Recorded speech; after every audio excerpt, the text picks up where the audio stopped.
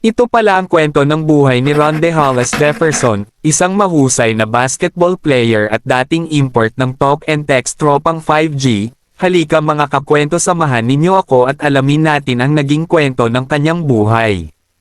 Mula sa mahirap na kabataan sa Pennsylvania hanggang sa makinang na entablado ng NBA, at kalaunan ay naging isang naturalized na bayani sa internasyonal na basketball, si Rondae Hollis Jefferson ay bumuo ng isang pambihirang karera na nakabatay sa sipag, katatagan, at kakayahang umangkop sa anumang hamon.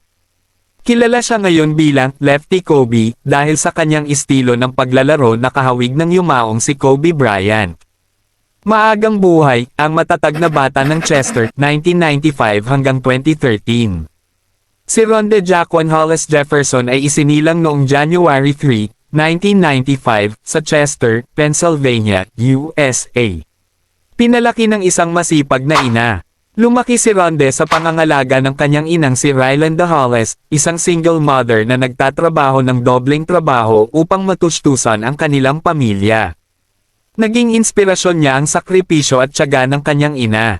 Ama na madalas wala. Ang kanyang ama na si Ross Jefferson ay madalas nawala sa kanyang buhay dahil sa paulit-ulit na pagkakakulong. Pagsikat sa high school. Nag-aral siya sa Chester High School, kung saan naging isa siya sa pinakamahusay na manlalaro sa kanilang lugar. Kasama ang kanyang nakatatandang kapatid na si Rollier, pinangunahan niya ang Chester Clippers sa magkakasunod na kampyonato ng estado at naging isang 5 bituing 5-star recruit. Panahon sa kolehiyo, Arizona Wildcats 2013-2015. Naglaro si Rondae para sa Arizona Wildcats sa ilalim ni Coach Sean Miller.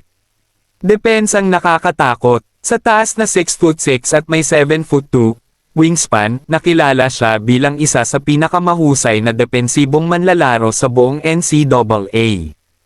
Malalalim na takbo sa March Madness. Tinulungan niya ang Arizona na makarating sa Elite 8 noong 2014 at 2015. Pagpasok sa NBA. Sa kanyang ikalawang taon sa kolehiyo, nagtala siya ng average na 11.2 points at 6.8 rebounds kada laro bago nagpas siyang sumali sa NBA draft. Pagpasok sa NBA 2015-2021. Sa 2015 NBA draft, napili si Rondae bilang ika-23 overall pick sa unang round. NBA draft details. Drafted by Portland Trail Blazers. Kaagad na ipinagpalat sa Brooklyn Nets. Panahon sa Brooklyn Nets, 2015-2019. Dito niya ipinakita ang kanyang pinakamahusay na laro sa NBA. Kahit nakaranas ng malubhang ankle injury bilang rookie, naging mahalagang bahagi siya ng Brooklyn Greek culture. Noong 2017-2018 season, nagtala siya ng career high na 13.9 puntos kada laro, 6.8 rebounds kada laro.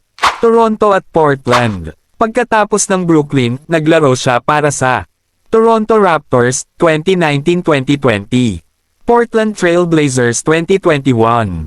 Sa kabuuan, nakapaglaro siya ng mahigit 300 laro sa NBA. Paglalakbay sa ibang bansa 2021-2023. Nang humina ang mga alok mula sa NBA, naglaro si Rondae sa iba't ibang bansa. Kabilang dito ang Besiktas sa Turkey, Mets de Guaynabo sa Puerto Rico.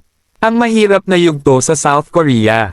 Sa South Korea, limitado lamang siya sa humigit kumulang 10 minuto bawat laro. Dahil sa language barrier at pag-iisa, nagkaroon siya ng panahon para magnilay, manalangin, at baguhin ang kanyang pananaw sa buhay at basketball. FIBA World Cup at ang pagsilang ng Lefty Kobe, 2023. Noong 2023, naging naturalized citizen siya ng Jordan upang makapaglaro para sa pambansang koponan nito sa 2023 FIBA Basketball World Cup. Ang viral na pagkakahawig kay Kobe Bryant. Suot ang jersey number 24, kalbo ang ulo, may arm sleeve, at may mga galaw na kahawig ni Kobe Bryant, agad siyang napansin ng mga basketball fans sa buong mundo. Sa laban kontra New Zealand, umiskor siya ng 38 points. Sa torneo, nagtala siya ng average na 23.6 puntos, 7.8 rebounds. Dahil dito, Tinawag siya ng mga tagahanga bilang Lefty Kobe. Hari ng mga import sa Pilipinas, TNT Tropang Giga 2023-2025. Pagkatapos ng kanyang tagumpay sa World Cup, lumipat siya sa TNT Tropang Giga sa PBA. Mga kampyonato at parangal. Taon Conference Parangal. 2023, Governors Cup Best Import. 2024, Governors Cup Best Import.